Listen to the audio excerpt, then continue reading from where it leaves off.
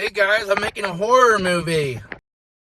Here in my car, and I just got out of the movie theater after watching House on Eden, directed and starring Kris, who's a social media person, most well known for doing skits and comedic stuff where she dresses up as a guy. I don't know, it's not for me, and I don't want to judge the movie based on that, and I went in with an open mind. Even though about a year or two ago, I did see her start to collaborate with Sam and Kobe, those like emo ghost hunter people that I'm not a huge fan of. I hate to even name drop them, but they're actually in the movie briefly as a small, thank God, small cameo. And I love paranormal stuff. I love paranormal YouTube videos and investigations. But there are just so many horrible ones out there, and Sam and Kobe, I think, take the cake, unfortunately. So when I heard that she, of all people, who's collaborated with them on some investigations, I didn't really have much hope. But again, I did my very, very best to go in with an open mind still. And look, I really don't want to hate on anyone's directorial debut, regardless of how I feel about their social media content, you know? But in the words of Dead Pit, this movie is the drizzling shits, man.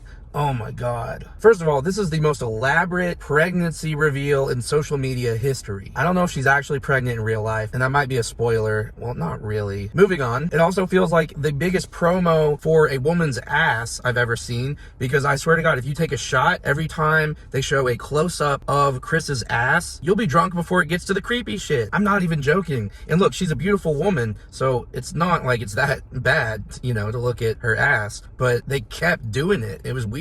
Their silly banter leading up to the creepy shit made me want to Epstein myself. There's parts of this movie where they literally do the boring ass gimmicky paranormal investigation techniques or whatever that just made me roll my eyes. They bring out the damn cat balls and spirit box. I have seriously had more of a fun time watching hour-plus long YouTubers investigate stuff, and maybe that's because I know this is fake, and even though the majority of the YouTube investigations are also fake and staged, they somehow feel more real than this. And if you're gonna make a movie like this about paranormal investigation stuff, you really want it to feel real, right? Every part of this movie also felt like it was literally copy and paste from various other horror movies. The only thing is they did it a lot worse in this movie than any of what they were pulling from. The biggest scares in the movie were false jump scares. The last 10 minutes kind of has a decent idea, but there was nothing building up to that. Like if they had had a story, a more in-depth story leading up to the events in the last 10 minutes, it would have been more interesting. Man, did it just feel disjointed. And I really do hate to hate so hard on someone's directorial debut, a brand new filmmaker, but I have to be honest. But have you seen House on Eden? What did you think? Let me know in the comments, and I'll see you in the next video.